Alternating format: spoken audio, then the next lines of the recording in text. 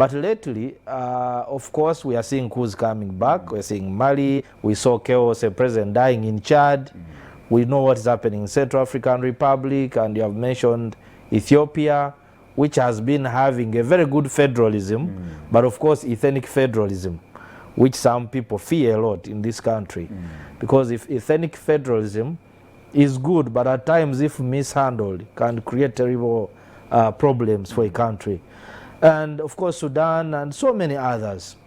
So I think the challenges that are triggering this are, of course, both external and internal. But internal, there are challenges that the citizens of Africa are facing, and maybe we are not addressing them effectively. And so because of the challenges that are internal, then the external people come in and use it to exploit. Like if you look at the West Africa, Chad and so forth, there are so many foreign interests of oil. And also you know that the French colonies had agreements with their colonial masters to keep the national reserves in Europe, and also any priority agreement for natural resources, priority must be given to France, for instance. So you find that because of those interests, the army of France, for instance, never leaves Chad, never leaves Mali, never permanently almost. And I think for us the British colonies are a little bit better, because we are not watched the way they are watched. But I think what we should do is to strengthen our internal governance systems, our institutions, to outlive the individuals. Because the trail I follow is that a strong leader can have a resemblance of stability. But once they exit, because power is woven around them, you find that when they leave, there is instability, and then you wonder, was it temporary? What happened? So it means we are not concentrating on building governance institutions, but we are concentrating on building individuals, which is not sustainable for Africa. Because you explain, why does Meles Zenawi stay for over 20 years, die in power, and there is stability, apart from the conflict he had with Eritrea.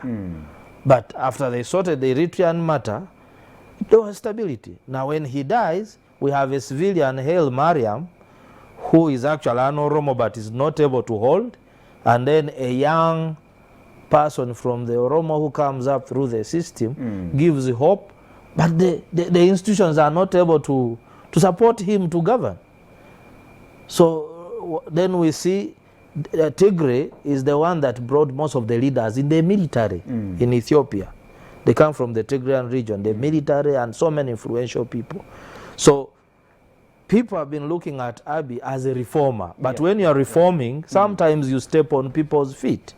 So if the institutions are not very strong, the same individuals can take you away. And that is what we are happening. So Africa needs to examine deeper beyond the meetings in Addis Ababa, and then the Africa peer review mechanism, which has become more theoretical than practical. Yes. The Sudan question, let me take you back to the Sudan question. Yes. Doesn't it worry you? Isn't it a matter of concern? Definitely. First, not because they are our neighbors you alone. Get General Omar Bashir out, Yes. and then you have an interim government, then later, in a matter of months, then there is another military takeover. It is actually the challenge I have been talking about of building individuals in public offices. That you have a Bashir from 1988 or 89, then when he's removed, the same people in the army have been holding on to the power do not want the civilians to have a greater role. So at the end of the day, there is instability in the government. And always, because the military is not supposed to be in politics, but now you have brought in them in politics for over 30 years. So at the end of the day, they claim that feeling, a right, that they have to play politics. So you find civilians who come after are sabotaged deliberately.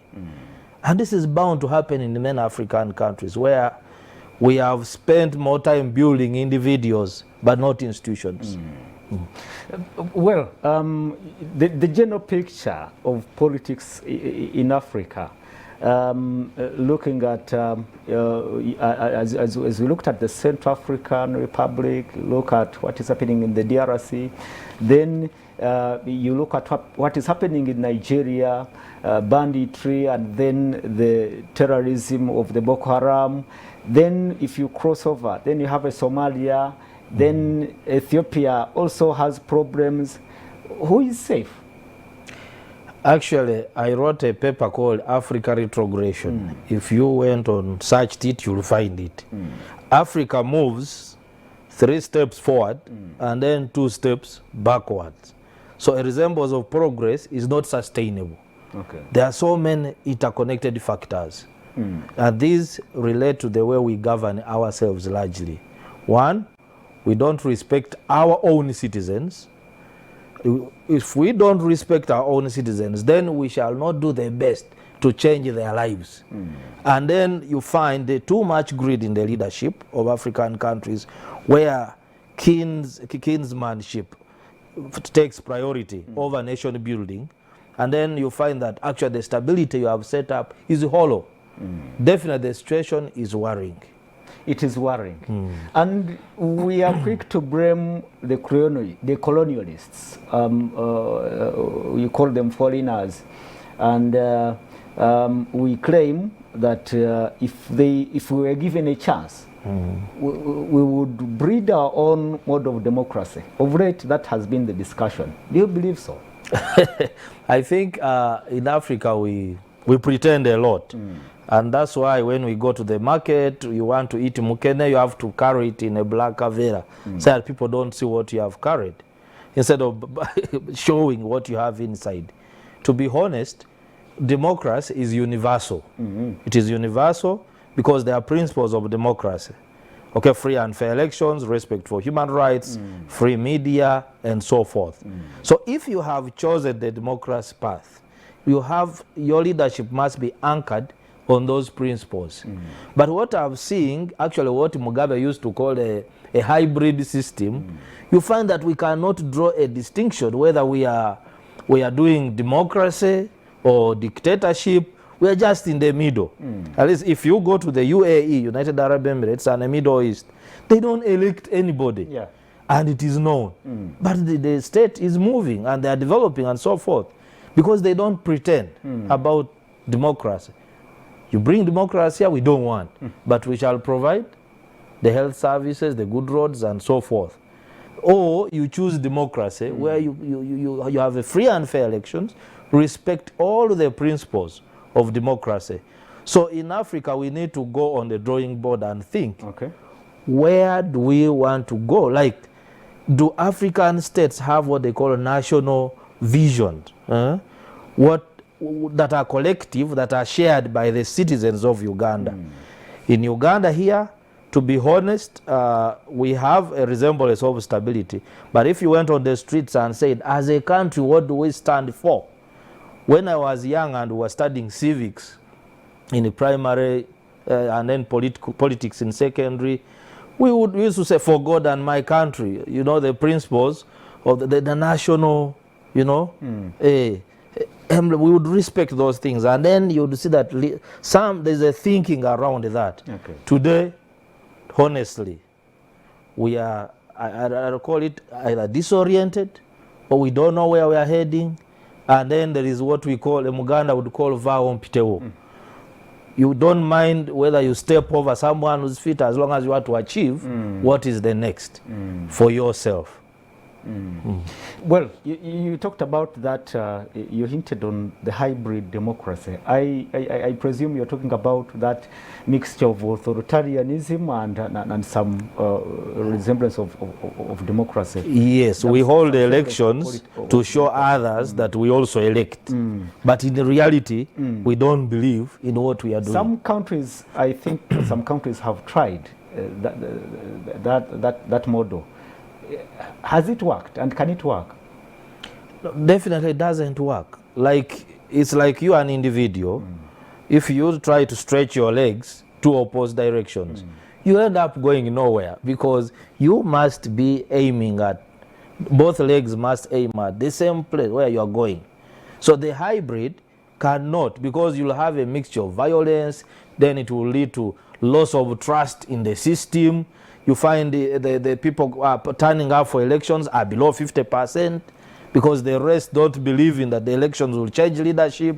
So we're having that crisis, apart from a few countries like Ghana that have tried it. I'm seeing Zambia, even with the violence, but there's been change of leadership through elections. In East Africa, I think there's more competition in Kenya, because in Tanzania, what I see, it is a one-party one-party state, because the state is fused with a party. Resources are used to subdue the opposition, and even in areas like Zanzibar, for instance, where I saw the Chama cha Mapinduzi losing in 2010, there was a lot of violence, because Chama cha Mapinduzi was losing by over 90% on the island. So Tanzania is different, Kenya is different, but the rest of Africa, the elections, electioneering is for showing off. Showing off. What is the future of Africa then? Without us redrawing what we want and working towards achieving what we want, and then revisiting those national visions or even the continental vision, we are going to waste time, and it gives other people a chance to even come back and take our resources. Really? Yes. The role of continental bodies like African Union, and how can you assess their impact and effect as a whole? One challenge I have with most of the integrations on African continent, including the African Union, is that we don't set preconditions for us to belong to that. For instance, right now there's a debate in the East African community about admitting new members without looking at the software of the governance. Because if, like the European Union, for you to be a member, they must say, you must respect this, you must do this, you must do that, the standards. If you are not willing to accept, then don't join the bloc. But here, we'd say, now we are 100 out, we're close to 100 million people, the market is growing, let's bring Congo, Somalia, let's bring Congo, but you are bringing problems. First of all, trading is okay, we can have mechanisms for trading, but to belong to the community, there are some standards we should set. Okay. But here, one leader just closes a border for over 2 years, and it's normal. Then you find maybe a meeting is going to be in Burundi, and then a neighbor is boycotting. I can't have a meeting in Burundi because I don't talk with the other president. Then you find another country in the neighborhood just blocks our poultry, our poultry, milk, and then says sugar, and then you don't go to Tanzania, the same. So at the end of the day, I think we need to be serious about what we are doing. Otherwise, we shall move in circles. Well, I think we can we can wind up, but again, I'm looking at what is happening at the African Union. I don't know. Is it playing its role? You didn't mention it. Yeah, when you see, I've been following the African Union. You in Somalia, yes, we are in Somalia and AMISOM, but again you find that all the money is coming from a different continent. It means the AU is not self-sustainable. Our headquarters in Addis Ababa are constructed by one country, China, and then you go, one country builds a headquarters for 54 countries. It means we are not serious. That is very. How did Milton Obote, Haile Selassie, and then Kenyatta and others build the old OAU? You know, it means right now we are not serious. If we are waiting for China to come and build our headquarters, now we are also very good at drawing documents. Is it about lack of political will to support that continental body? Is it about lack of resources? What is it? I mean, you look at at Guinea amidst its problems, or Chad or what, but they only end at issuing statements like, don't do this, don't do this. Please sit on the table and agree. That's basically where they stop. Yeah, but you look, the way the African Union is designed, we have the Secretariat, the technical leadership, drawing very good papers, Agenda 2063, where we want to go as a continent, including full political integration and things like that. But are the political leaders speaking the same? Okay. Because if you go to the summit of African leaders in Addis Ababa, you will find Eyadema together with Theodore Ngwema. You will find the Paul Biya of Cameroon. You will find that, you know, now what kind of decisions do you expect, especially on issues of governance? Political will. I believe the whole thing is about political will. Not because about the OAU mission was on decolonization, and the leaders used to speak with one voice. They would sit in Addis Ababa, or when they leave, you find a team of Mulungushi Club, the Mulungushi Club of Bote Kaunda and so forth. Then they say you are the spokesperson, and we are all working towards decolonization of Namibia and South Africa. But right now, we talk. When we leave, we are comfortable in our small ponds. Exactly. That is the problem. That's the problem. Well, the program is The Dialogue, and he is Dr. Werihe Wanzara Gerard, the head of Civic Engagement and Research in Africa Leadership Institute. My name is Simapolo. The program is The Dialogue. We need to go for a quick break, and when we return, we look at this particular issue and, of course, our main topic, the squabbles in the office of the Prime Minister. Though a settlement has been reached, compromise has been reached, then well, we think we should dig deep and look at what it means to NRM government and service delivery and all that. We'll be going for a short break, and we'll be right back.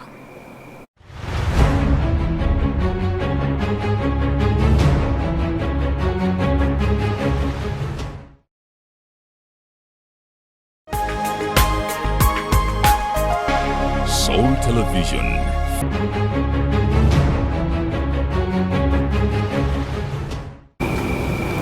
Welcome from the break. The program is The Dialogue. My name is Simapolo, and we are briefly looking at the evolving politics of Africa, looking at the instabilities in the West, the instabilities in the Central, and in the Far East, where we have Somalia, and of late we have Ethiopia, battling for the whole year, battling the Tigrayan rebels who threaten the government in Addis Ababa, and what it means to the continent of Africa and the future of politics of Africa.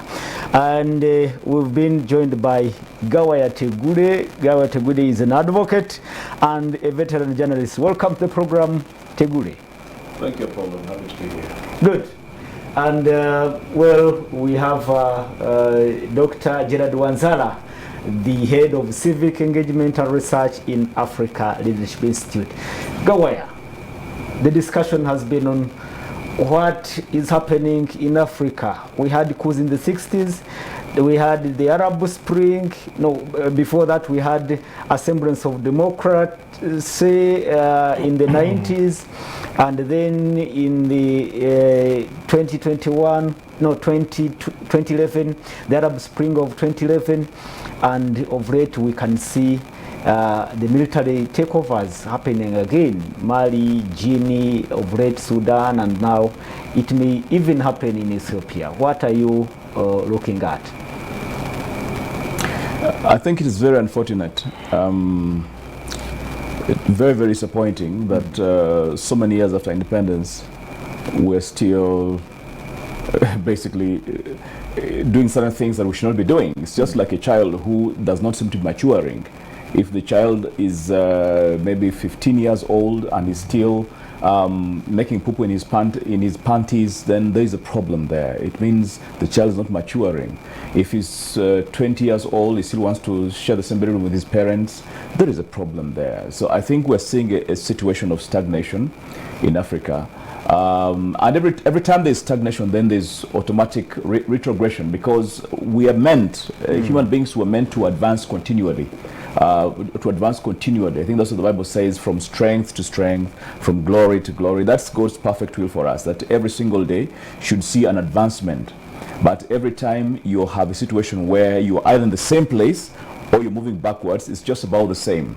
So stagnation or retrogression, they still have the same impact, that somebody is not growing, somebody is not maturing, somebody is not is not actualizing their aspirations. It means somebody will not be what they are meant to be, what God has intended for them to be.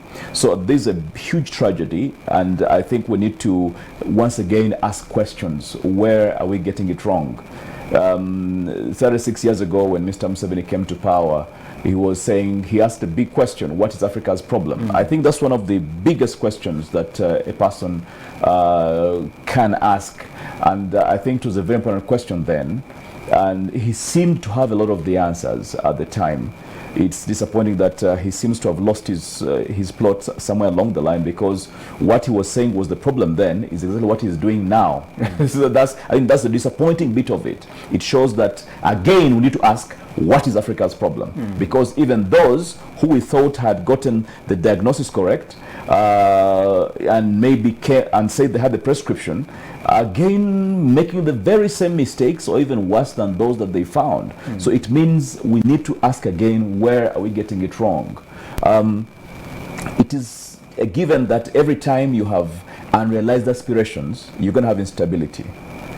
And every time you want to advance your interests at the expense of others, then you're going to have instability. It's inevitable. And that is why, if Africa is looking at long-term stability, then we must make a serious needs assessment of our communities, ask ourselves, what do they want? What are they longing for? And how can we have a win-win situation?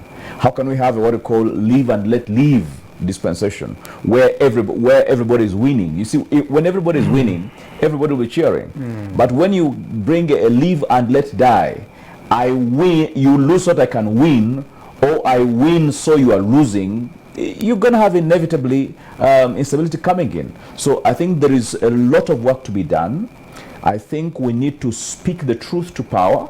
I think we need to speak the truth to those who are running our countries in Africa, and tell them, look, get back to the drawing board, do what is right, because in the long run, this is what will sustain us as Africa. Because you can have temporary victory, you can have temporary stability, which, by the way, I use that word very, very carefully. When you say stability, I say, what is stability? Because most people think when there's no fighting, then the country is stable. And we say, no, that is not stability. And that is why you see Ethiopia is back to where many countries were years ago. Ethiopia is fighting. It's bloody. I mean, a lot has happened. It's bloody. Sudan is again going back to to its vomit. We thought that outgrown certain things. So the whole thing is, stability can be deceptive. So it goes back to the basics, that unless we acknowledge that we need to have a win-win situation in Africa, so that everybody in the community and the country is getting what they deserve, unless we agree to transfer power peacefully and to rule for a short time and then hand over, we are going to have these problems. And let me tell you, you're seeing it in Sudan, you're seeing it in Ethiopia. Don't think Uganda is an exception. Make no mistake about that. Because the conditions that foment crisis in Sudan, in Ethiopia, are the same things we have here, that some people are bottling up. You know, you're saying, no, we put a strong army, put everybody under your feet, and then nobody's making noise, the country is stable.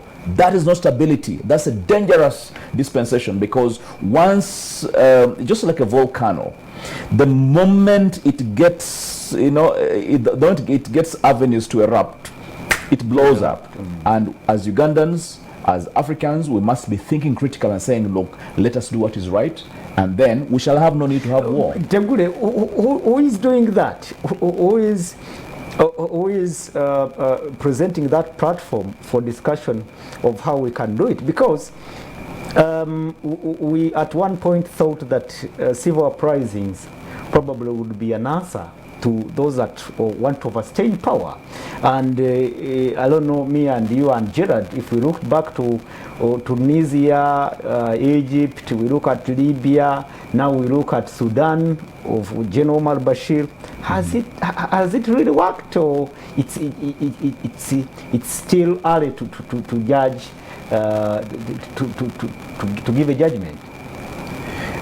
I think Dr. Wanzala analyzed this thing very, very well as I was listening in. I think he had a very, very good analysis. He captured this whole thing.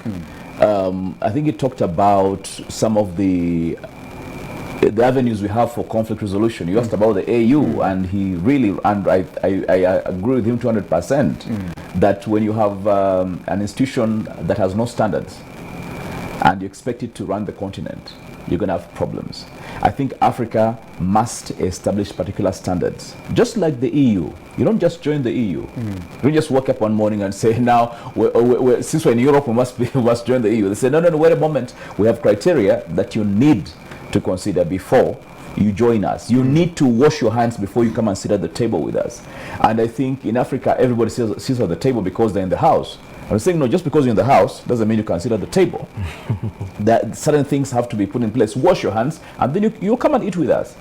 Until we do that, we're going to have problems. And let me speak to people listening and viewing us. If we want a good continent for our children that we shall leave behind, then the answers, the questions that must be asked now, the answers must be provided now, and the actions must be taken now. Let us work for the good of everybody. When everybody is winning, believe you me, there's going to be cheers all around. But when people are when some are winning and others are losing, inevitably, it's just a matter of time. Sooner or later, you have problems coming up. And this is what we're seeing in Ethiopia. I think Mr. Ahmed Abiy tried to make certain reforms, but see, reforms must be inclusive. Reforms must be heartfelt. They must touch the needs of the community. They must touch the aspirations. They must provide an answer to the aspirations of the people on the ground. Every time you make reforms that are not inclusive, then you're fomenting crisis. It is just a matter of time. And do not be deceived by apparent stability, apparent strengths that certain parties may have in, like I've seen here and there, because eventually the trigger factors happen once, every so often, and just the wrong one will get us off guard. So for long-term stability, for sustainable stability, as it were, Africa must ask the difficult questions. Africa must make compromises. Those in power must agree to make compromises. If they do not, then they endanger the nations that they govern, and they even endanger their own children that they will leave behind, because you as a father have not done enough to prepare for the world that you're leaving your child in. These are the realities, and I think Dr. Gerard captured these things very, very well. These are the things that we must discuss. Okay. Yes.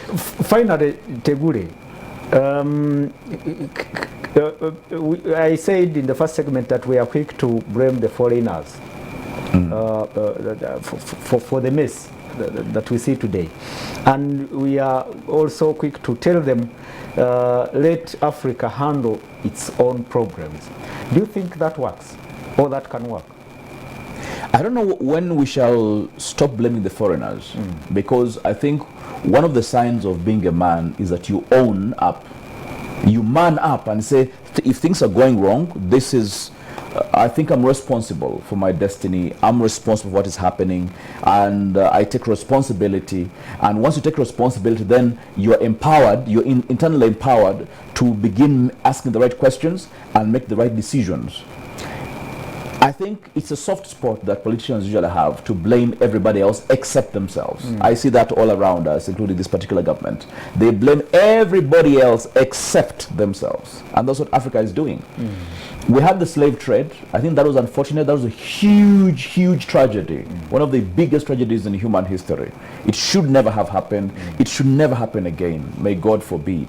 And where it is still happening, it should stop, because this thing is still happening in many, many areas of the world, especially Africa. Now, we need to begin owning up to our mistakes and saying, how do we craft a good way forward? The West, to be fair to them, are giving us aid these days. How have we used that aid? You see, when they bring aid, then we steal this money. We steal money for immunization of children. We steal money for building roads. We steal money for educating our children.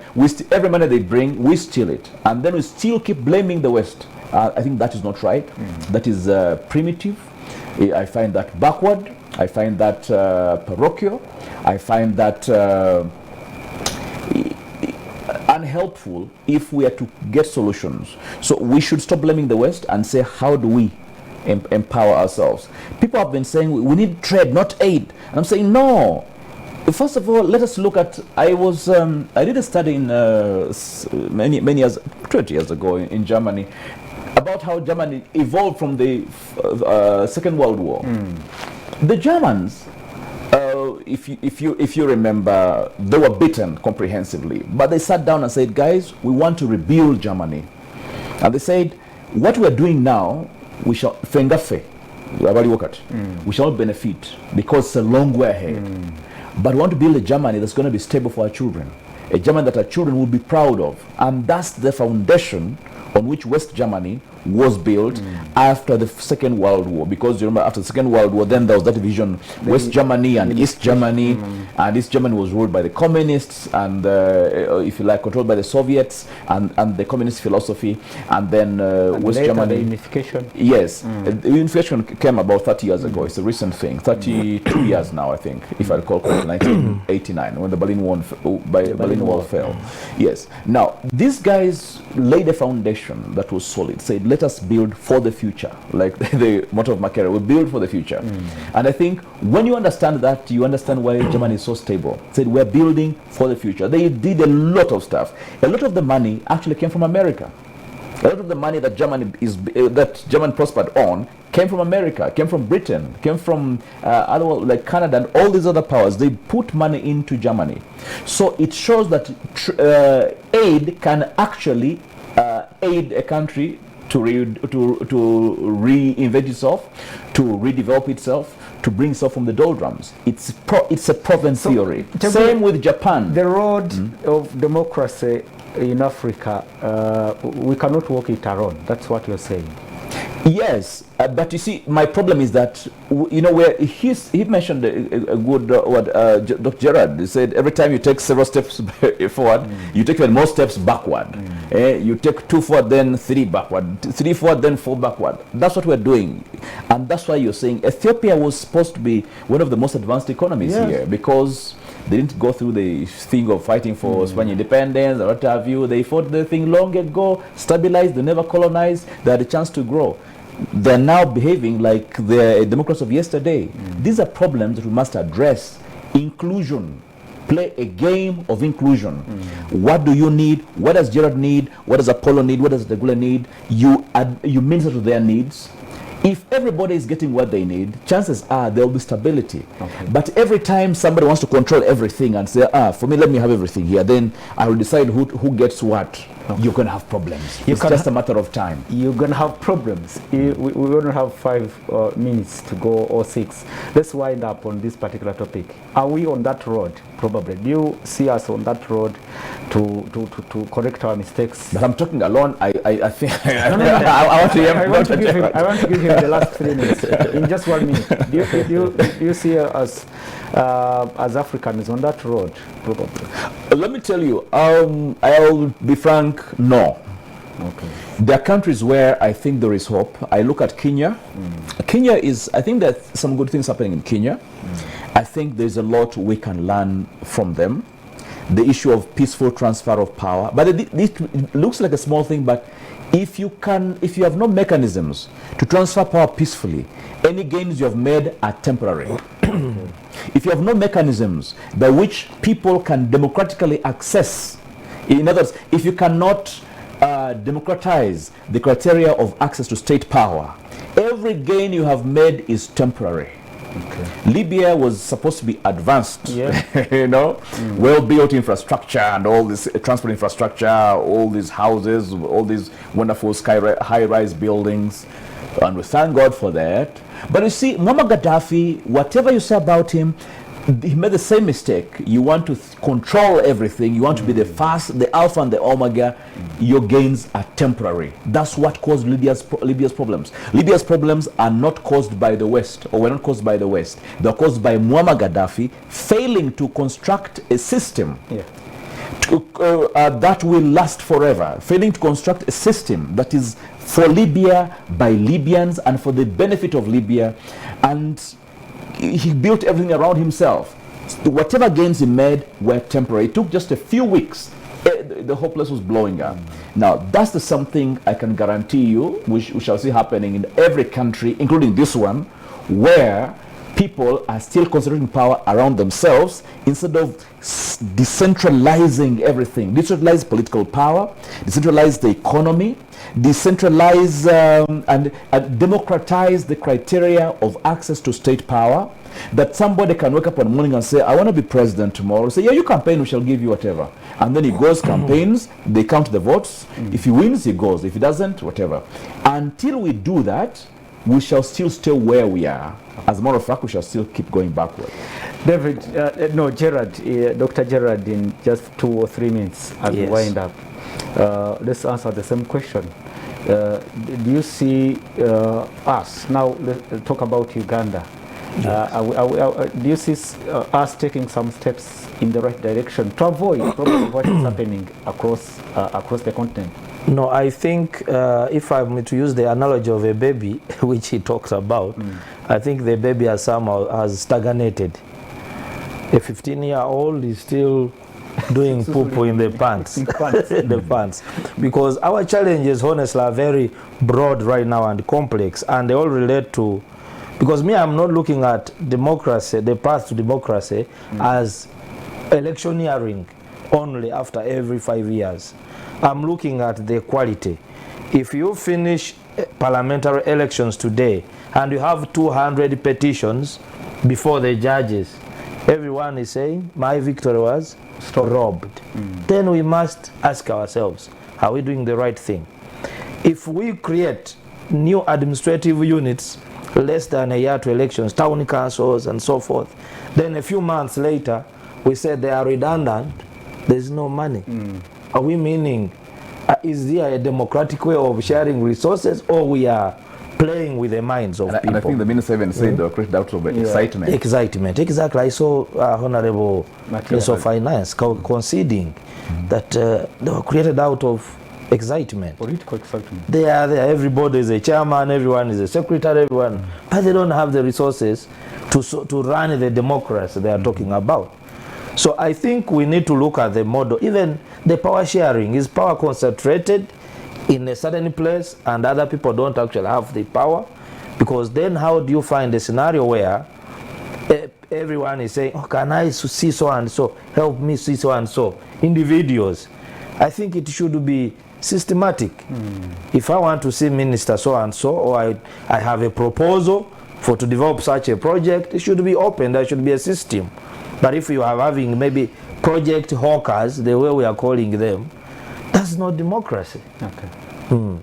Well, the program is The Dialogue. I am Trusime Apollo. Dr. Gerard Werihi Wansala is the head of civic engagement and research in Africa Leadership Institute.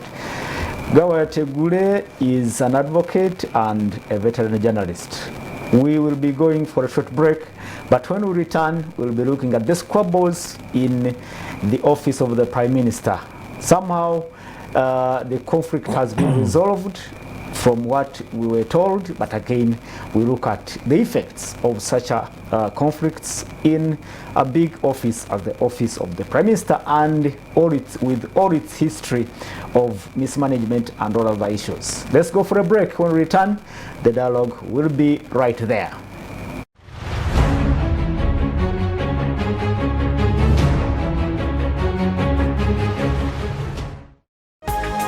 Vision Femunyo.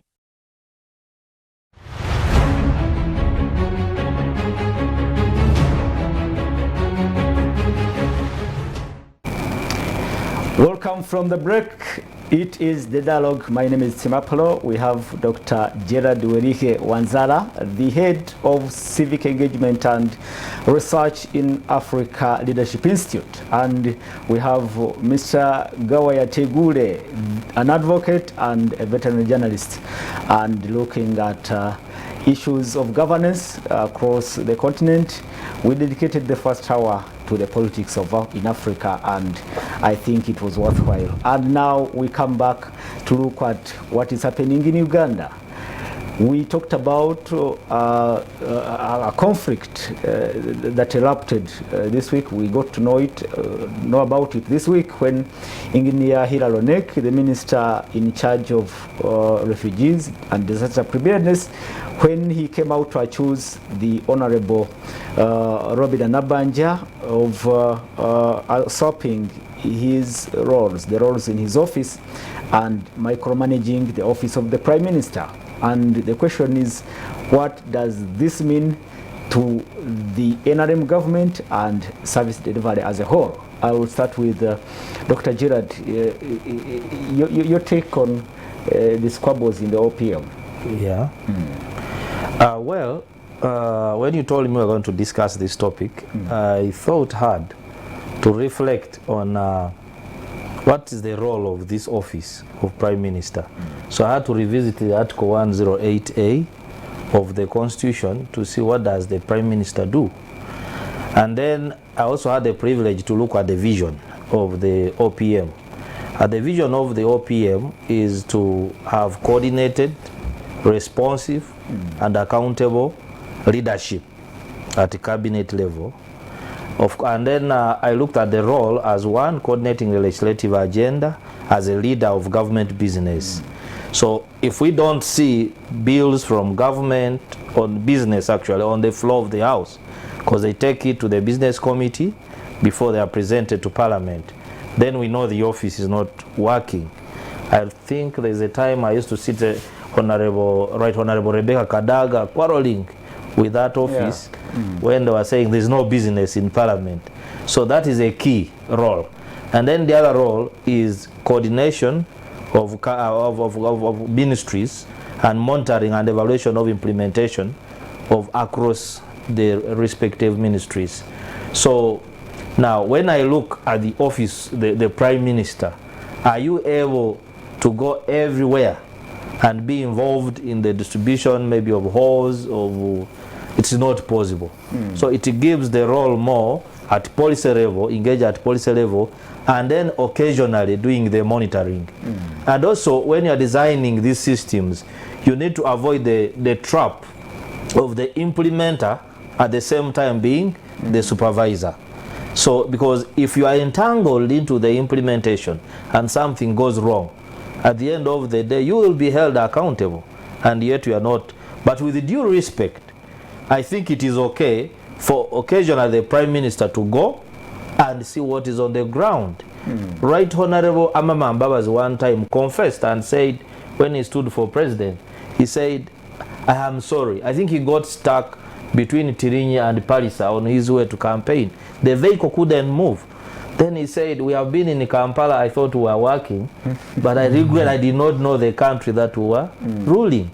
So I think it is okay occasionally for the Prime Minister to go and see, because the office of the Prime Minister has Luero Triangle, it has NUSAF, it has disaster, refugees, and there are so many scandals that have been there. With the due respect to Honorable Hilary Onek, as a cabinet minister, is also focuses on policy and also giving political guidance. Of course, it doesn't mean he should be in the field all the time, but I think I commend Musa Ichweru, for instance, when he was Minister for Relief and Disaster Preparedness at State, Minister of State. He always had first-hand information on either floods in Teso or Nibugisu, the landslides and so forth. So, what within, I think quarreling in the first place is wrong. Why? Because if they followed the law, what the law commands them to do, then they would not quarrel. And also I don't agree with this business in Uganda. Things are in the newspapers. These are challenges of reporting and so forth. they're in the newspaper, social media, then the next day you have a meeting and then you take a photo, they've agreed to work together.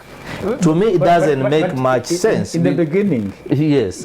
From the beginning, do you see Untitled Chapter having a point in raising his concern that the boss, the supervisor, is doing the real work on the ground? Well, he has a concern.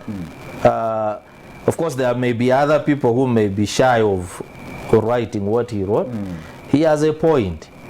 But for you to be vindicated, are you also, in your role, are you also seen to be doing something? For instance, there are so many policy statements that are tabled on that floor of parliament. There are always issues with defense of the budgets for his ministry and so forth. It is long since I last saw Honorable Hilary Onek, even on the floor of parliament. So he's right to complain, but also if people follow systems and what they're supposed to do, this embarrassment will not be there.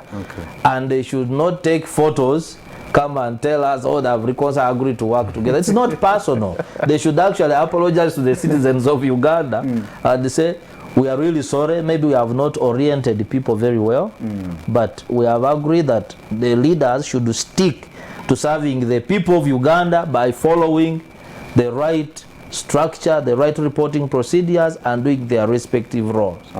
But I also wouldn't agree with the people who are being very simplistic by personally attacking the Right Honorable Prime Minister.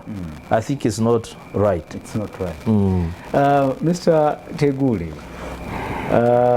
is it an embarrassment, like Dr. Ulrike said, for a minister to raise a concern that his roles, the roles in his office, are being usurped by his boss? I think Honorable Hilary Onek did the right thing. Because in government, when they're concerned, we look at the paper trail. Has this issue been formally tabled? So he wrote this letter to the Prime Minister. This letter he didn't call a press conference.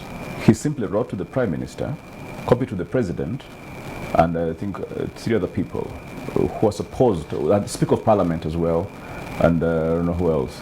But the issue is that if you have a concern at that level, put it in writing, let it be documented. Let there be a record that reflects your concern. Once you put things on paper, then you create certainty that this is what we say, this is what the point that was raised. Nobody's going to misquote you because everything is in writing. He said, she said, there's always going to be misquoting and amendment and everything. But this is a clear record that I have a complaint, here it is. I think that was the right thing to do. I'm looking at the direction of the Prime Minister. I think, with respect to the Prime Minister, I think that is not how things are done. I found that a little anomalous. I think it was out of order. As a Prime Minister, you see, I'm even surprised we're discussing this. We're talking about Prime Minister. I don't know if people realize the size of that title, the weight of that title, the honor, the respect that go with that title. But I don't know whether people appreciate it. Mr. Segure, let me remind you that our Prime Minister, the Ugandan Prime Minister, should not be looked at in the context of either the British Prime Minister or Israeli Prime Minister. It's the same thing. Really? I have had occasion to meet several presidents who are not executive presidents. The last one I think I had was the German president. What was his name? President? Yes, president. Okay. German has a president. Yeah, okay. But he's beside the chancellor. Yes, beside the chancellor, because the chancellor is like the prime minister, like the head of government. But there is a president who is elected by the parliament, by the Bundestag, and he's basically an honorary president. But still, when you meet him, you know, you are filled with that. This is the president of Germany. There's that, there's that respect. There's that aura that he carries. Say, this is, who ni raisi kabisa. You know what I'm saying? Like, you feel the respect. Now, we're talking about prime minister. And Dr. Gerard has properly articulated the roles of the prime minister. Even if they're not executive prime minister, They're a prime minister. That's a title that carries weight. When we say Prime Minister of Uganda has arrived at the airport of Nairobi Airport, people should be able to say, hey, Prime Minister of Uganda is here. Okay, fine. Which it is, receive the Prime Minister. You know what I'm saying? This is a heavy office, even without the executive capabilities that might be lacking. I think we need to show respect to this office. I do not think that Mr. Museveni showed respect to that office by appointing Nabanja. I wanted to ask you if you are choosing the office bearer of not according his office respect by trying to be hands-on. You see, that is part of it, but you see, I don't blame Nabanja per se, because in management we look at levels. There's what we call strategic level management, that's top management. You're discussing a strategic level. What we discuss there at strategic level is not just details. It's about the overall vision. It's about actualizing the vision. It's about giving direction. That's strategic level engagement. Then there's the mid-level management where you have the managers doing this. Then there's the operational level, which what we call the street level bureaucrats. The guys who go to the ground and actually hand out this, hand out that. Now, these three levels in management should never be mixed up. Okay. If you're selecting people for position, you work in an organization. If you're handling interviews, you know who qualifies for what level. Therefore, you know this one, the way he's thinking and talking, I think is strategic level, whatever. This one might be mid-level. Then there are those who are street bureaucrats, where like this one will go down to the grassroots, do what they want. Now, I think that Prime Minister Nabanja is an operational level person. That is her strength. She wants to go to the ground, be there, see the finer details, do everything, if possible, even participate in whatever, you know. Now, prime ministers do not do that ordinarily. That's not their role. But we're seeing, you see, she has her strengths. What I'm saying is that Mr. Museveni did not play in appointing her, did not play to her strength. If he wanted her as a mobilizer, that's a different. A prime minister is not a mobilizer. No, you're not mobilizing. What are you mobilizing? You're simply coordinating, like Dr. Gerard nicely put it. You are at a strategic level. You're giving direction. You're supervising. You're saying, are we moving where we're supposed to go? Is everything on time? Do we have a monitoring mechanism, an M&E mechanism or framework? Are we delivering the goods? You operate from the top. Once in a while you go to the grassroots, see what's happening there. Once in a while you touch base, you say level, take pictures of the press, and it's okay with that, but not all the time. Most of the time we expect you to be engaging at strategic level. We expect you to be having conversation with Speaker of Parliament on what you're going to do in the House. We expect you to be engaging the President in saying, okay, this because the Prime Minister's office is the nerve center of government. That is where most of the money actually goes. So you have control over so many sensitive ministries. You try and say, okay, what is happening here? Is the money going there? Is it being used? That is Prime Minister. Your top level management, strategic level engagement. Now, I think. So you blame the appointment authority? Yes. I think Mr. Museveni, the appointing authority. Yes, if he had wanted to appoint Nabanja, then he should have been taken through a period of orientation. And it's okay, fine. We appreciate you. We're riding you with this position. We think, we believe in you. So this is what you're going to do. This is how you're going to do it.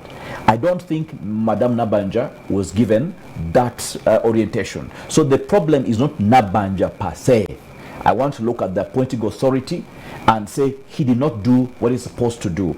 That is not how government is managed. And I think what we're seeing is a failure of governance. And it again boils down to the failure of the state. You know, every time we talk about failed state, people say, oh, you are extreme, you're radical. This is what we are saying, that you have a prime minister quarreling with a minister over usurping of duties. Now, Mr. Onek is a very senior minister. That's what people should not forget that. Onek is a very senior minister. He was a very senior civil servant. Served 3 prime ministers. Yes. Prime ministers. And before that, he was a very senior civil servant. He is a very seasoned politician. Now, when you appoint a prime minister like Nabanja to supervise people like Onek, already there's a problem there. It means as a appointing authority, you need to do a lot of work to make sure that your prime minister understands her role, fits into her shoes, and is able to dispense her duties carefully. Monitor her, advise her, speak into her life, get people to mentor her. This thing should be done. I don't think Nabanja has been mentored. So I want to say she has made mistakes, but I'm not going to blame Nabanja. I want to look at the appointing authority. He has been in power for almost 40 years. He owes to know better. Call Mbabazi, call Rugunda. Let them have a retreat with Nabanja. Let them talk to her about what it takes to be a prime minister. Swami is no longer here. He bless his soul. But Good is here. I think I liked Mbabazi. He was, of course, historically he has that clout of a historical. He did a lot of things, but you could see the way he played his cards. That is a prime minister. Once in a while, go to the ground. You can't be on the ground all the time, but you could see that the dignity and whatever prime minister. I think Mbabazi had that. Rugunda had that. Nabanja doesn't have it. Tegule, look at the prime minister you want is operating in right now. As you blame the Right Honorable Robina Nabanja, I'm not blaming Nabanja. People, okay. I'm blaming Mr. Museveni. Okay. People on the ground are saying that is our leader. That is the person we want. I don't know. Somebody said, if the opinion of 10,000 people who are ignorant should not carry weight over that of a man who knows what he's talking about. Now we live in a country where so many people are really they're outside the economy. In terms of Tawaina said, they're outside the money economy. 70% of our people are actually, I think 80% are outside the money economy. There are things they don't understand. They're not on the internet. They're not exposed. That's the tragedy of Africa, the tragedy of Uganda. Now, we also have people who are, the same people are outside education circles. They're not educated. They don't know how things are supposed to be done. That is what they know. At their level, for them, they think Nabanja works for them. That's their level of thinking. And I think we need to raise our level of thinking and say, this is how things are done in civilized places. There is nothing to argue about there. If we have a prime minister, she better play her role as a prime minister. Don't micromanage. Every bit of what Hilary Onek said was correct. I stand with Hilary Onek on this one. Everything is raised was correct. If I were Nabanja, I would address myself to these concerns and say, okay, I've made a mistake, but how do I reconstruct? How do I rebuild? How do I put rebrand? These are things we need to be asking instead of making excuses. He's lazy. Onek is, I cannot say he might have, I don't think he's perfect, but he's a senior minister. If Museveni put him there, I think there's something he sees in him. And Onek, like I said, is a senior civil servant. Don't take that man lightly. Okay, Dr. Gerard, Tegule talked about, he hinted on the conflicts and the work methods of, especially the work methods of Right Honorable Robina Nabanja as reflecting what exactly is happening in NRM government and its work methods. I don't know if you agree with him. Maybe to quote the president, I think the president could be frustrated. There are a lot of governance challenges going on. Resources are put here, they're stolen, and maybe it informed his choice of saying, let me now get the fishermen or the fisherwomen who will go on the ground and do this and that. But I will not discuss the person of the prime minister, but I'll talk about the issues of integrity in this country. There's a video that has been circulating when the Right Honorable Prime Minister is dancing to the song, dishing out cash. Wagambo Nova, Teriagamba Tobe, and then she was dishing lots of cash to Mr. Kisemakula while dancing and even throwing some notes.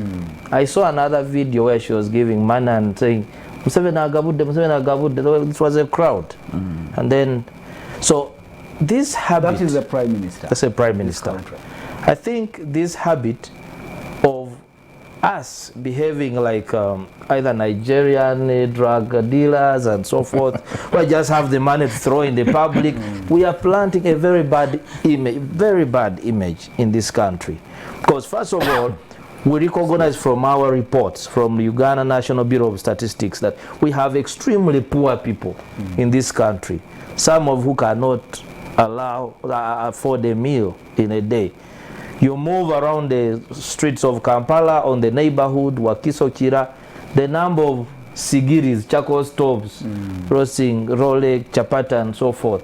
There are too many. Maybe men are not even getting the balanced diet that we tell them to eat.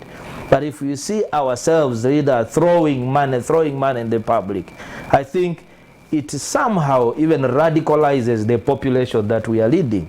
Because people eventually say, there is money. We are suffering here, but there is money for throwing around. So to me, this we need to change. Even our leaders. I think that is what motivated even Mr. Tegule to talk about the clout as a leader. What kind of image do you portray in society?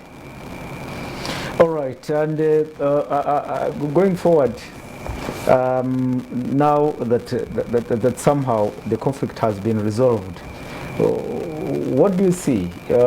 Some people think that maybe it may not end here. It's not the end of it all. But if we talk of conflict in management, conflict is okay. Only that when it intensifies, it becomes persistent, it can be destructive. But sometimes conflict can trigger us to think better and change the way we work. Yes, so I wouldn't actually look at that as a serious conflict. I think one person who is senior in government was simply stating and say, you are usurping my powers, interfering with my ministry, but your role as my senior is to do A, B, C, D.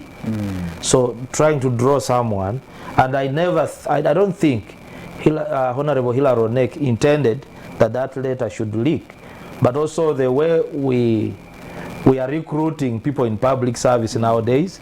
A cabinet meeting ends today. In the evening, we have all the details. So you know what's happening. Or a letter, such a confidential letter, goes to the Prime Minister, and then someone just casually photographs and begins sharing. So you and Mr. Tegule advocate for that Prime Minister in the stature of Right Honorable Amambabazi, but also Amambabazi had his own problems. People were looking at him as one who is not connected with the masses, and actually even mismanagement in OPM under his reign was also an issue. Yes, we are not telling the president per se that you appoint so and so, okay? But also, may I mention a balance between your constitutional roles and what you're supposed to do, and then supervisory role. Being a supervisor, you don't have to be in the field all the time. Like you are, within less than 2 weeks, I think I saw the Honorable Prime Minister. Bududa, I saw Nichangwale Masindi, I think Lake Albert, I saw her on a boda. I don't know where she was and things like that. Then I saw in Kasese where she rejected the blankets and so forth. Occasionally, those spot checks are okay, but it doesn't have to be a routine, because we also monitor Parliament where I work. But there are challenges sometimes finding people to respond to issues in the Parliament. The past Parliament were only having Honorable Bahati, actually Bahati and Ruth Nankabirwa. One time the Right Honorable Speaker had to ask, are you the champions of cabinet? Because we are not seeing the Prime Minister, we are not seeing, so what happens? So I think once we have the gap at policy level and we are not able to respond to issues raised, the issues of national importance raised, you can get response through reports from the technocrats and so forth. But to be honest, the role of the Right Honorable Prime Minister is not supposed to be operational every day. It's like a headmaster cooking porridge in a school. Good. On exactly what I asked Dr. Gerard. Can I? It's first. You raised the issue of corruption, and let me answer by a question. Another question, if you like. Which office in this country has not been accused of corruption? Okay. Which ministry? Because it is everywhere. Corruption is the blood that runs this government. You suck it out, the government will just collapse and fall down. It is the lifeblood of this government. I must point that one out. I don't think that So the OPM is not an exception. It's not an exception. It's just we're just saying just another arena of corruption. There's nothing else there. But I can also tell you that I do not think that if the OPM per se intends to be corrupt as such. I think they have that will to deliver. But have elements, the mafia elements, that know that this is where the budget, a lot of the budget goes, so we want to tap into it. So it's an easy place to tap into. I know that for sure. So I want to say that we would like to see the Prime Minister acting like a Prime Minister. I think she needs to be empowered. She needs to be assisted. We need to stand with her. As a person, I think Nabanja is a wonderful person. If you'll see her dancing around, I think it shows she's a human being. She loves what she does. She loves being out with the people. That's where she belongs. But I think she needs to be elevated in terms of her level of thinking, that by empowerment, by the right associations. Let her skip town and a bit and go to Nairobi, stay there for a week, have a chat with the guys there. Uhuru, how are you doing your things here? You know, just benchmarking. Go to, she won't go to Kigali obviously, but she can go to Tanzania, Suluhu is there, and say, Dadangu, how are things? Mambo vipi? How are things? How are you doing this thing? How can I learn? How can I become better? She can go to other countries. I think she needs to have that kind of whatever. I think we would be better served as a country by Nabanja being empowered, by being given chance to benchmark with whatevers, and so she grows into this office. She needs to grow into that office. I would like to see an empowered Nabanja. I would like to see us playing to her strength. I would like to see us making use of her mobilization capacity. But I want to see her also enjoying the office of Prime Minister without people stepping on her head, without people saying she's not fit for that office, she's not whatever. Because we all grow, we start from somewhere. Nabanja was selected because Museveni saw something in her. In my view, she was operational level. But it doesn't mean that's why she's going to stay the rest of her life. She can gain experience. Yes, she can get experience through exposure. She can be trained. She can be mentored, so that she grows into her shoes. You know, once you get shoes and they are too small for you, we say, this space is going this way. Just feed well. You will grow naturally and fill those spaces. I want to see that happen to Nabanja. I want to see her in full glory and say, yes, what a Prime Minister, we are proud of her. I want to have another conversation some time from now in this studio and say, yes, this is what we are looking for. I think she can become better. Let's not play her down.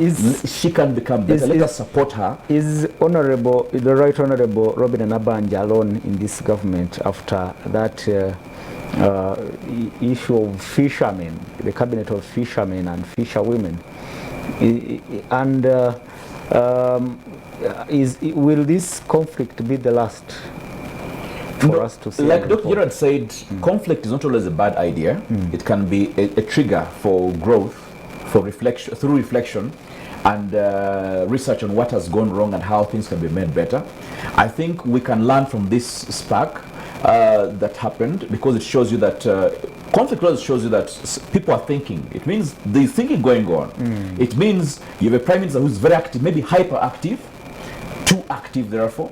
But you also have a senior minister, Hilary Onek, who is saying, guy, gal, that's not how things are done. You ought to, kakana, and play your role. Don't step in, stay in your lane, I'll stay in mine. Supervise me, I'll be glad. Just don't take over my duties.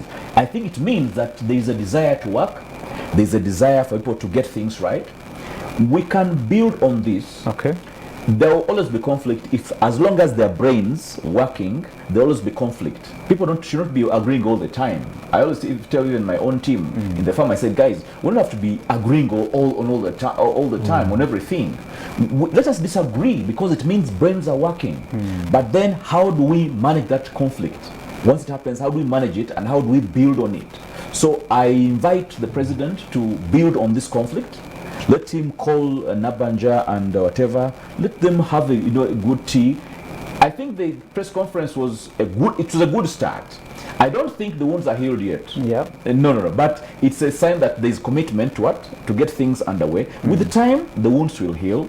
With work, a lot of work being done towards the relationship, the wounds will heal. And then we shall hopefully see a better team.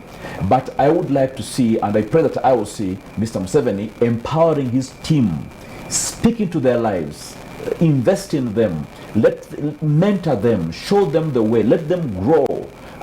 Maybe one day I would want to see President Nabanja, taking oath at Kololo and say we have a new president, and she's Nabanja, the former prime minister, because she has grown over time. This is what we would like to see. These are the hopes we have as a nation, that people grow and become what God wanted them to be. So I think beyond this conflict, let us look at what good can we draw from it and what lessons can we learn, and then build for the future.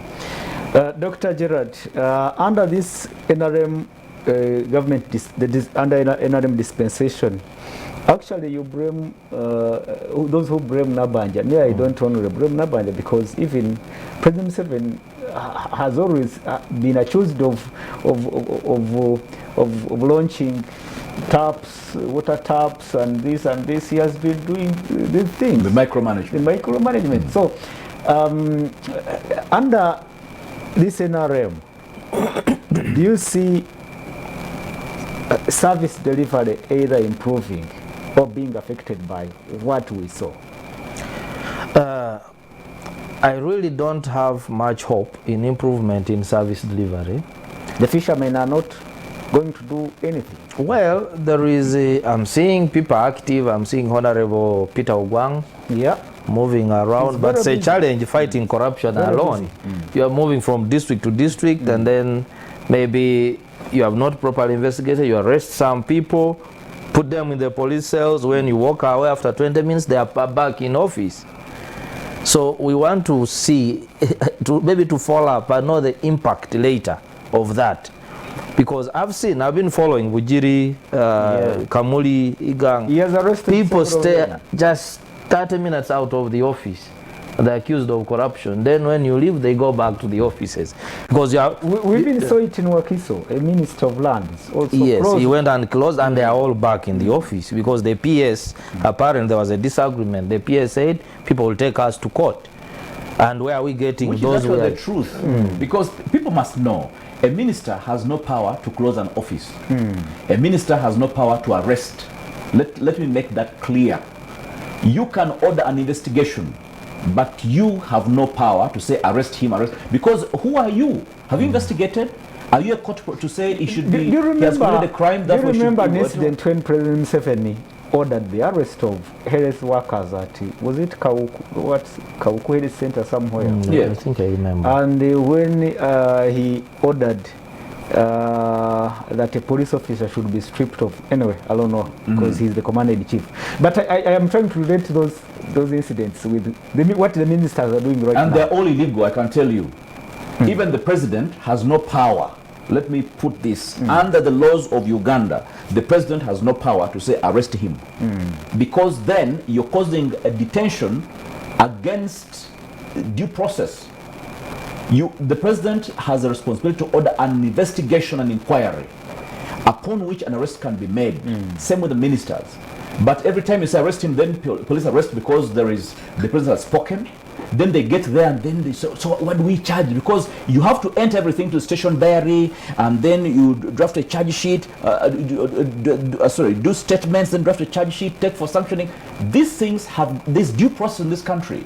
The president has no power to say arrest him. No, unless the only time you and which Gerard can do it, you can do it. If I find somebody in the process of committing an offense, he's beating a woman, I can say arrest him and then put him aside. That's a different matter. But these issues of public service, he has no power except to call for an investigation. But I interrupted Jared. No, it's okay. It has actually complemented what I was saying. So I will give an example. When Honorable Nantaba was a Minister of State for Lands, I admired the zeal with which she was fighting for the rights of people who were being evicted. But she ended up having so many court cases against her as an individual. And at some point, her salary was being attached. She was going home with no money because of because really? of, yeah, sure. So because she was exercising her power, but she was sued. They were suing her as an individual for interfering with the right of ownership of property by the landlords. So it became a problem, and eventually she became frustrated.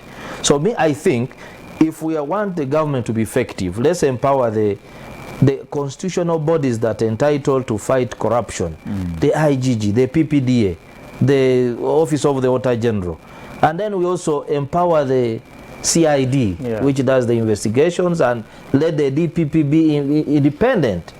Okay, but if we think we fight as individuals with the assumed power that we have, we shall not produce reports. And it brings me back to what I said. Let's concentrate on building institutions of governance. Yes, we have been having the IGG for almost 3 years idle. I would talk to people in Mbarara, say, we are doing nothing in this office, and they are earning salary. Why? Because it was not fully constituted. Okay. And its effect on services. So if we disable those institutions, at one side we are saying, let's deliver services. And then another side we are saying, corruption is too much. But these institutions are supposed to support each other. No politicians alone will deliver services to this country. It has to be a combination of the technocrats, politicians, civil society. Everybody has a role to play. All right, Tegure, let's conclude, I think, on this matter, and on its effect on service delivery. Its effect, direct effect on service delivery. Will it, because I watched in Kasese, people were clapping, people were happy, and actually some of you, the elite, were happy that now corruption has been brought to the bear when he identified those substandard relief items. Its effect on service delivery for the short while, in the short term, how do you see it? Let me say, the whole concept of service delivery in this country is still problematic. I feel that we are not paying sufficient attention to it. I don't think there is political will to deliver services. When I look at the quality of government output, it's very disconcerting, it's very disheartening, it's very discouraging, it's very disturbing, it's completely unacceptable. I see the quality of schools that we put up. If it's a government school, you'll know it's a government school. Why? It is poorly built, it looks miserable, it looks abandoned. Nobody wants to take their children there. Why? It's a government school. That's service delivery we're talking about. If I look at a medical center, how do I know it belongs to government? It's poorly constructed. It looks like that, if I may directly translate. Wake at you, if you. So I want to suggest that government must, or rather ought to reflect on the quality of services that it's giving to Ugandans. I want to invite Mr. Museveni, the president, to consider rebranding his government by rebranding the service delivery. You see, to make government look good, you don't have to do much. You don't have to talk much. Just do what people need. Just meet people at their point of need. Give us schools that look like schools, that I look at and say, I want to attend this school. Give me a hospital where I look at and I begin feeling healthy immediately. If I'm dying, by the time I enter hospital, I look around and I'm like, man, I'm feeling better already. I think there is hope. I think I'm going to survive. That is what we're looking for in service delivery. Real delivery. That's what we'll call delivery of the services. I don't think, from what I've seen, that this government of Mr. Museveni has overall strategic intent to deliver services. It's not there. There's a pretense, and I think Gerard touched it, there's a pretense of delivery. You do something small, like you hold elections, like small, but when the real democracy is not there, you pretend to do things without ever doing it, because I've always said this before, you will never catch a son of a government official in a government school. What does that tell you? But these are your schools, you're building them. Kwa nini hamchukui watoto wenu pale? Why aren't you taking your kids there? Why don't you go to the hospitals that you have built? No, you are building hospitals, you don't want to go there. Why? Because you don't believe in them. Okay. We want us to start there. If you're cooking the food, you eat it first. When we see you eating it, we say, I think we shall eat this food. But if you're cooking food for me and you're eating at the neighbors, I think I want to think twice before eating your food. So I'm disturbed. I think Mr. Museveni needs to rebrand the whole concept of government in this country. Let them be associated with proficiency, with effectiveness, with efficiency, with good quality. Let that be the brand of government, that if I'm going to government school, I feel confident. Okay. If I'm going to government hospital, I feel confident. If I'm using government facilities, of whatever field, I feel confident because government is in control. But what we are seeing does not augur well. That's why the fight against corruption must be intensified. And the way things are is that whatever money for service delivery there is, people eat it. Okay. Like you saw the blankets that Nabanya was pointing out. You saw the poor quality items. The other time I think we had pangas in northern Uganda, which were like plastic. I mean, this is what government is known for. It is wrong. We need to rebrand. Let government be known for something. I remember your statement of, implying that if you drain the blood of corruption out of this government, it will fall the next day. That was your statement. But this is the dialogue. My name is Semapolo. I have Dr. Gerard Werihe Wansara, the head of civic engagement and research in Africa Leadership Institute. We also have Mr. Gawaya Tegule. He's an advocate and a veteran journalist. We only have 10 minutes to wind up the show. And I'll give you those minutes to shed light on what your opinions are about the new formation, the People's Front for Transition. Mr. Tegule, in the beginning, in my introduction, I said that this new formation this week unveiled a transition agenda. Hope you saw it, talking about 4-year interim government, transition government, then come up with a new constitution, then restructure government, and all those things. There are very many. What do you make of that idea about transition at this particular point when we have another legitimate government going on? I would like to say it is evidence that there are people who believe that what we have, the machinery that runs this country, can be better. It means the people who believe that Mr. Museveni has stayed in power long enough, it is time to hand over. There are people who believe that there is a way this country should be managed.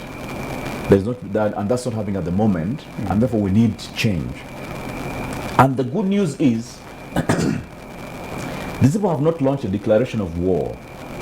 They have simply said, we want to see a transition. We want to see a change, excuse me, in a peaceful manner. But they are not talking about the 2026 elections. Yes, but still, you see, Gerard, I listened before I came on set. Gerard, I think, made some very, very powerful points, which for me, if I was a student, I would be just writing them down, which are reference. These are things that people need to hear from time to time. I don't know how often you host this man here.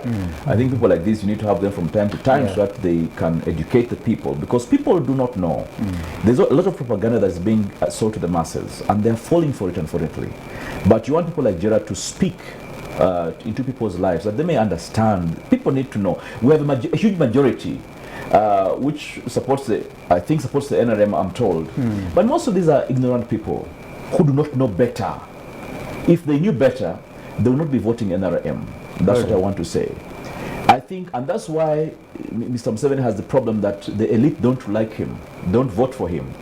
For me, if the elite are not voting for you, you should be concerned, because they're the guys who are exposed. They know, they analyze, they filter information, they process information, they know how things should be done. If they have lost faith in you, it means there's a problem. It means the people who have faith in you are those who are the guys on the ground who are ignorant, who don't know better, whom you can give 1,000 shillings and they'll vote you. That's a tragedy. I think people need to listen to people like Gerard more and more. I want to say that the red card that's being flashed now is a reflection of what I've been explaining. And they would like to say that even though Mr. Museveni is in power, the election that brought him to power was not genuine. And I think that's the reality. There's a time that I think Mr. Museveni won genuinely, and I think that was in 1996. I think that one, he won genuinely. There were still some problems. It wasn't a perfect election, but I think you could look around and say, I think he won the 96 elections. I don't want to fault him on that one. The ones after 96 have been very, very questionable. This year's was very, very questionable. I want to think that we should prepare for the long term, and that is done by refusing to pay a blind eye to the realities. I don't think that this country is stable. It is only that it is quiet. If a gunman walks in here right now and says, everybody keep quiet, he puts a gun at you, we shall all keep quiet. Sit down, we shall sit down. And then he can proclaim to the world, as you see, the studio is stable. The studio is quiet. The people are happy. Nobody is making noise. But you see, well, how shall we make noise when there's gun to our heads? You see what I'm saying? Now, that's what Uganda is today. So the leaders behind the transition have a point. Yes, they're saying Uganda has been subdued. And this is a temporary victory. From 70 it's a victory because, we're in charge now 36 years. Yes, but it's a temporary victory because you're simply subduing the masses. But there's a point at which that subjugation can end, and then everything explodes. We're seeing in Ethiopia, we're seeing in Sudan, we're seeing in other countries, like we saw in Cote d'Ivoire some time back, we saw in, which one was that where the latest was? Guinea. In Guinea. These are things happening that we should not refuse, we should not take for granted. The red card is saying we should stop putting a table on the issues. Let us put issues on the table here to be Ogereko Kati. This is what we need. And I think I want to agree with them that Mr. Museveni needs to be shown a red card because of the issues on the ground. If we have a choice to address those issues today and have a stable country for many years to come, or we say things are okay, there is peace and stability, actually remember the movement, and then we shall pay a very heavy price shortly hereafter. Doctor, the red card front. Article 1 of the Constitution of the Republic of Uganda says power belongs to the people who shall be governed according to their will and consent. There are two key words there, will and consent. Okay, there are three, even power. So it means that, and then Article 38 of the Constitution, that is 1 and 2, it says every Ugandan will have the right to influence how they are governed, either individually, me myself saying I want this, I want to be governed like this, I go on radio, I go on TV, or through civic organizations. Now civic organizations are that's now where you see the mandate of civil society organizations. You want to see political parties, you want to see others who associate at association level, Uganda Parliamentary Press Association where you're a leader, and the People's it's called People's Front for Transition. So to me, there is nothing wrong for Ugandans to come together and table their issues. So if they feel that's the way they can influence how they are governed, that is okay. But I read their program that what they call the transitional agenda. But since I don't belong to any of the political parties, or including them, but Ugandans are free to talk, regardless of whether from NUP or from, and I don't want Ugandans to trivialize these things, because what I have noted lately, someone presents an issue, then they begin, so the message, Museveni, they personalize the discussions. But look at the issues, engage based on the issues. One of the biggest challenges we have as a country is that people do not have the issues upon which to engage. You see people making noise, people don't debate, So if you don't create these issues and have a discussion on them, then how will you influence the leadership agenda in the country? To end up about throwing stones and beating each other. So for me, I think they are in order. Since they have not declared war, they can do what they want to do. They can do what they can do, but Gawaya Tegule expressed the importance of the elite in the issues of governance. But oftentimes, you and Gawaya who belong to the elite, you do not engage in, No, but we are playing our role. You invited us here, we are speaking to millions of Ugandans, and that's our role that we are playing. Okay. I don't think you'll see Tegule throwing stones or telling people to throw stones. That's when you'll know that. But of course, there's always been a challenge. There are people in this country who feel, one time the European Union ambassador, is it Pacific, said it, that it was not this one, it was Martin Shearman, former UK ambassador. He said Ugandans should leave pork joints and go and discuss their rights. I think he used to move around and say there's a group of Ugandans who are only contented with beer and pork, and then they drive the car and sleep in a nice apartment, and they think everything is okay. So I really agree that we need to have more and more discussions as a country. Your parting shot. We need to go. Pardon? Your parting shot. Your last. First of all, I take the opportunity to thank the Uganda police. I think we had this security threat, but so far, if I'm to believe the reports I'm watching, and then, of course we know peace has many dimensions. Peace from poverty, peace from, war, peace from, a lot of course. But these terrorists must be handled with an iron hand, because they do not discriminate.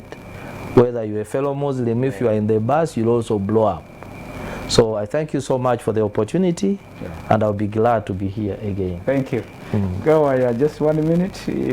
Gerard, thanks police for diffusing this matter of insecurity and terrorism that has been raging. For me, mine is very simple. I would like to appeal to our friends, terrorists. Come and we talk. Whatever your grievances, come and we talk. Talk to us, the lawyers, if you have an issue. Come, we take people's secrets. Come and speak to us. Tell us what the problem is, and we see how to put these things on the table. Speak to us as lawyers. Speak to us as the media. Engage government. See how to engage government. Let us not kill each other. Let us not kill innocent people. It doesn't pay. We all want a better society. We know that you may have your grievances. We know you may have your concerns, but there is nothing that dialogue cannot solve. Come and let us talk. Let us reason together, and we see how we can make the society a better place that works for everybody. And to Mr. Museveni, when you hear people coming and they want to talk to you, let your doors be open, speak to them, engage them. We all want a better country, a peaceful country for our children, and we're in this together. God bless you all, and God bless this country. Well, the dialogue is coming to an end this afternoon. My name is Semapolo, and I must say it was engaging. It was amazing. We're still in celebratory moods. We celebrate Salt Media at 7.